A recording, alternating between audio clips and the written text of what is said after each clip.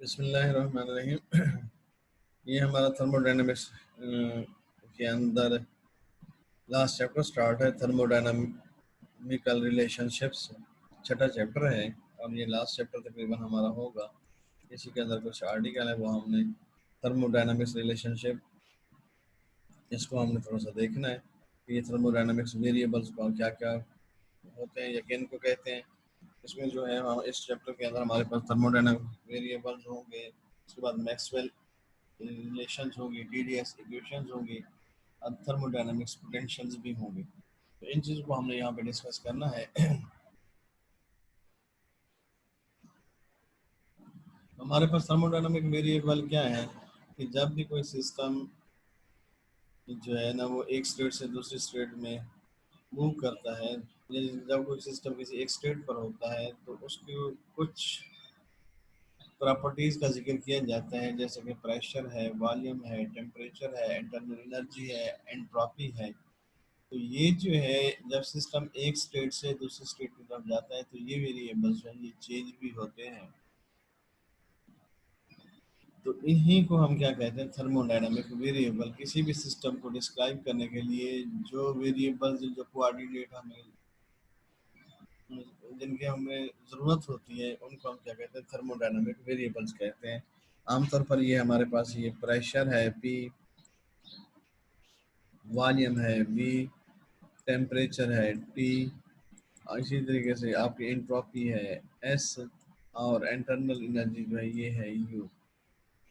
ये आपके पास ये क्वांटिटीज जो है pressure, volume, temperature, entropy and internal energy, ये आपके क्या कहलाते हैं, थर्मोडायनामिक वेरिएबल्स कहलाते हैं। क्या कहलाते हैं? थर्मोडायनामिक्स वेरिएबल्स कहलाते हैं। और जब भी सिस्टम एक स्टेट से इस स्टेट पर जाता है तो इनमें कुछ ना कुछ तब्दीलियां जो है वो रूनुमा होती हैं।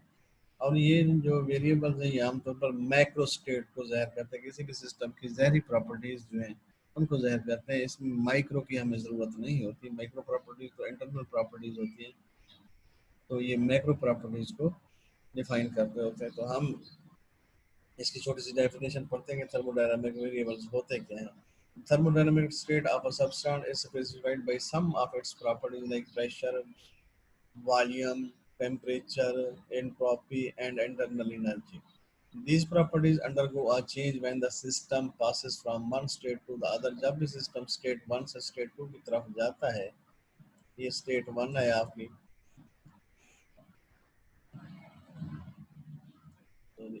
स्टेट वन है, ओहो, स्टेट वन है हमारे पास ये, और यहाँ पे स्टेट टू है,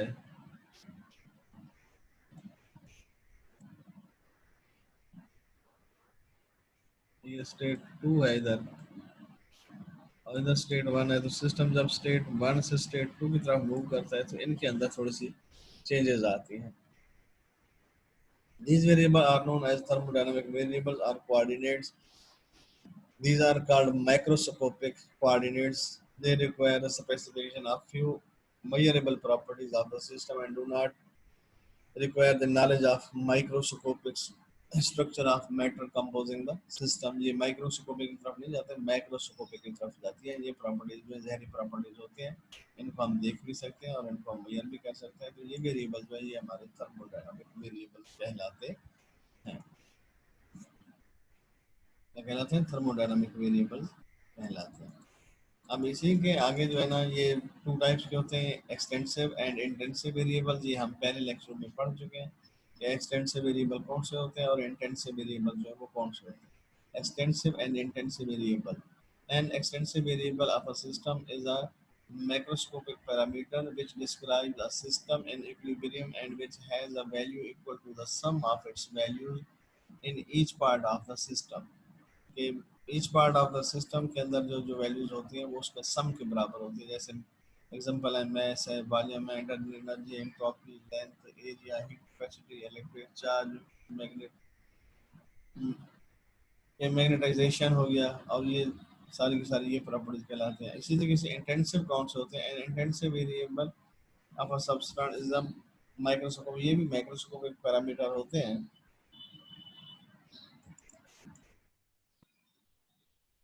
which describe the system in equilibrium and has the same value in any part of the system. Part के हर system में उसकी value जो है वो बराबर होती है. It is independent of mass or size of the system. वो dependent of mass होता है, ये independent of mass होता है.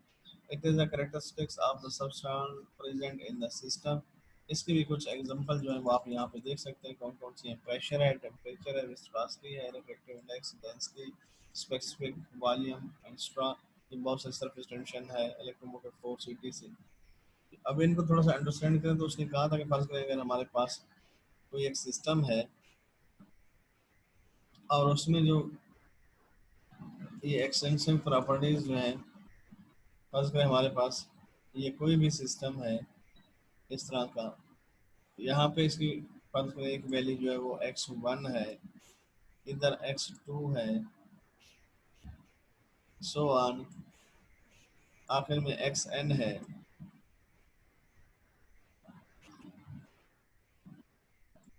xn है तो जो हमने एक्सटेंसिव पढ़ी, एक्सटेंसिव क्या था, वो इसका सम था. x1 x2 x3 का सम है. तो यहाँ पे x देखें, x1 plus x2 plus x3 and so on.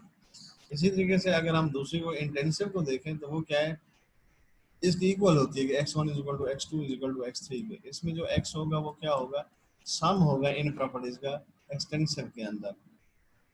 और इंटेंसिव के अंदर क्या होता है, वो इसके इक्वल होती है कि x1 इक्वल होगा x2 के, इक्वल होगा x3 के. ये चीज यहाँ पे एक्सप्लेन कर दी गई है.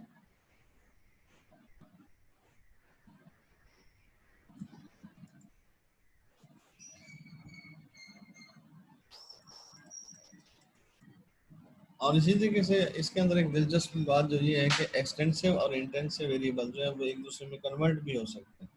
Thus, mass and volume are extensive variable, but density, mass per unit volume, and specific heat क्या है, volume over mass are intensive variable. तो इसका मतलब है कि extensive और intensive variable जो है वो एक दूसरे में कन्वर्ट हो सकते हैं.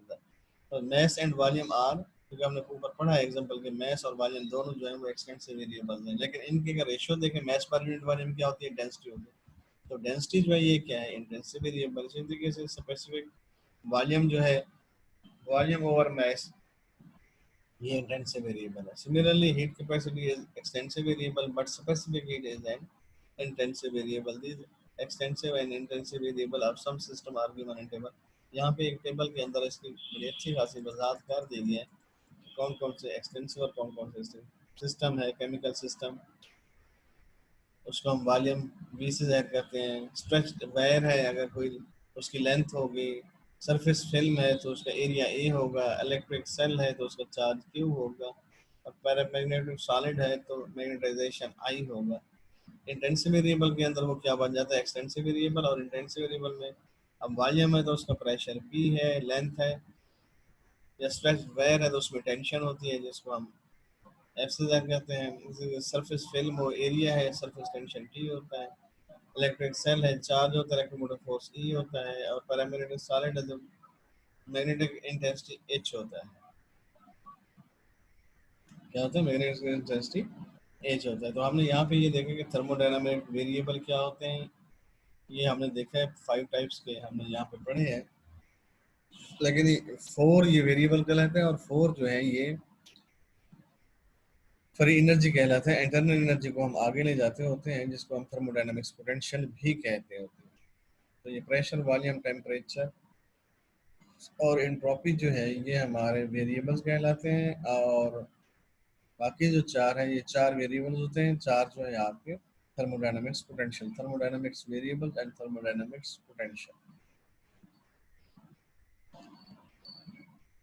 तो इसी का आप रिलेशन जो है वो भी यहाँ पे Maxwell thermodynamic relation, general relation जो हम डिराइव करेंगे. फिर मैक्सवेल की यहाँ इस बुक के अंदर 6 इक्वेशन है जिसको हमने डिराइव करना है. लेकिन आमतौर पर पहली 4 जो है वो इस्तेमाल होती हैं.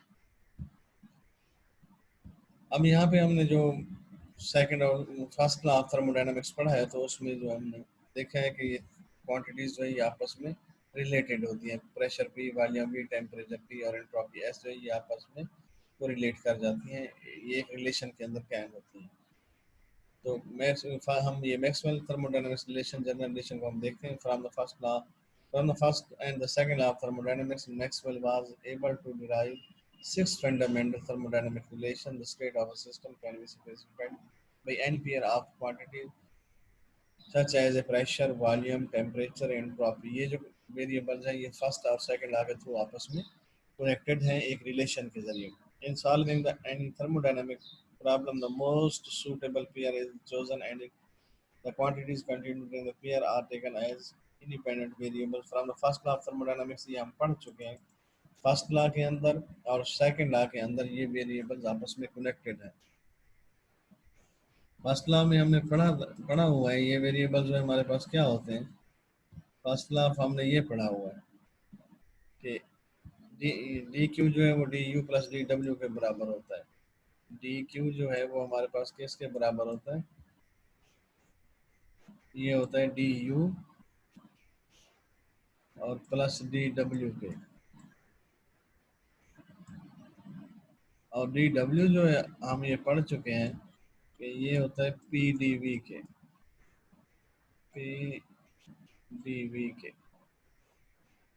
और ये जो था फर्स्ट लॉ ऑफ थर्मोडायनामिक्स ये फर्स्ट लॉ को हम पढ़ चुके हैं और ये वर्क हम पढ़ चुके हैं. इसी तरीके से आगे हम देखेंगे सेकंड लॉ. अब सेकंड लॉ को हमने क्या पढ़ा है कि ये डी क्यू जो है ओवर टी जो है ये डी एस के बराबर होता है. एंट्रोपी जो है चेंज ऑफ एंट्रोपी ये क्या होता है डी क्यू ओवर टी के. या इसी को हम अगर डी क्यू की वैल्यू यहाँ पे लगाएं तो ये क्या हो जाएगा टी डी एस के. तो ये वैल्यूज जो है दोनों वैल्यूज हमने इसी के अंदर आपस में रिलेट करके मैक्सवेल का एक जनरल रिलेशन बनाना है. और ये जनरल रिलेशन जो है फिर उसको हमने देखना है कि आगे मैक्सवेल की जो 4-6 इक्वेशन है वो कैसे बन. From the first of thermodynamics D Q D you plus D W के. डी डब्ल्यू होता है पी डी वी के होता है. और यहाँ पे डी डब्ल्यू की वैल्यू रिप्लेस कर देते पी डी वी आ गया. डी यू को यहाँ पे रहने तो ये उधर जाकर नेगेटिव हो जाएगा D Q minus P D V हो जाएगा. और फ्रॉम सेकंड लॉ हमने पढ़ा हुआ है अभी मैंने ये रिलेशन लिखा था.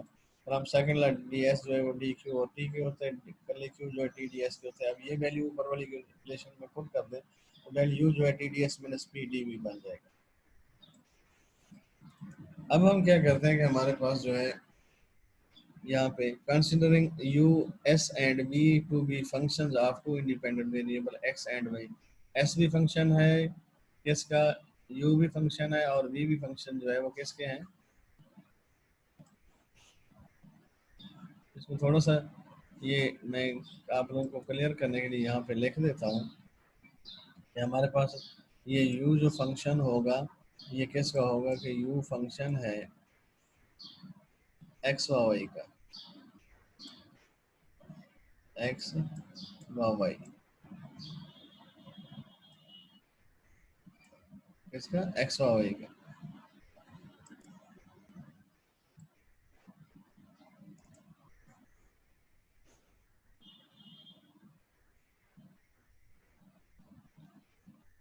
इसी तरीके से आपका एस भी जो फंक्शन है वो किसका है एक्स व वाई का.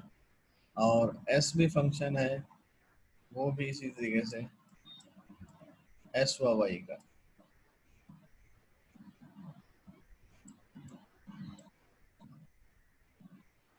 ये एक्स व वाई का फंक्शन. और तीसरा जो है वो क्या है वी है. ये वी भी एक्स व वाई का फंक्शन है.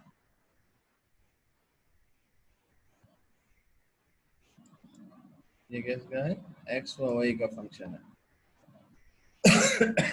अब हम क्या करते हैं इसको डिफरेंशिएट करते हैं पार्शली डिफरेंशिएट करेंगे.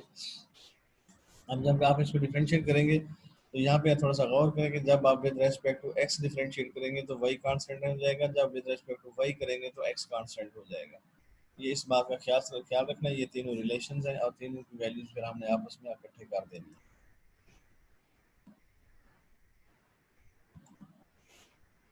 तो यहाँ पे आप देखेंगे तो यहाँ पे वही फंक्शन लिया गया है. सॉरी ये u का फंक्शन लेके इसको partial u or partial x by constant d of x plus partial u or partial y x constant d of y. ds is equal to partial s over partial x y constant d of x partial s over partial y x constant dy. So is dv is equal to partial v over partial x by constant dx partial v और partial y by x constant dy. अब ये तीन relation हमारे पास बन गई हैं। इन तीन relations को हम इनकी वैल्यूज जो है अगर ds और dv की वैल्यू जो ऊपर पुट कर दें, substituting the values in equation 6 we get, और du की वैल्यू इस साइड पे पुट कर दी और ds और dv की वैल्यूज जो है वहाँ पे पुट कर दी, और वहाँ पे पुट करने के बाद उनको दो वैल्यू x वैल्यू अपना सॉरी, अब हमारे पास ये वैल्यूज हैं और इधर से ये वैल्यूज हैं, इनको ओपन करके वही वाली इकट्ठी वैल्यू कर दें और x वाली जो है वो इकट्ठी कर दें। यहाँ पे मिस्टेक है बेटा, यहाँ पे आपने x करना है, यहाँ पे मिस्टेक है, इसको क्या करना है, x करना है।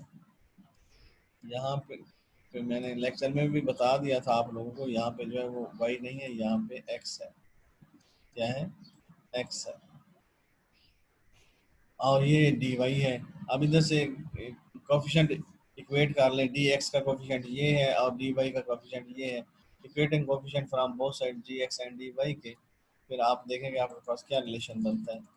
ये रिलेशन बन गया, x के लिहाज से ये रिलेशन बन गया और y के लिहाज से ये रिलेशन बन गया।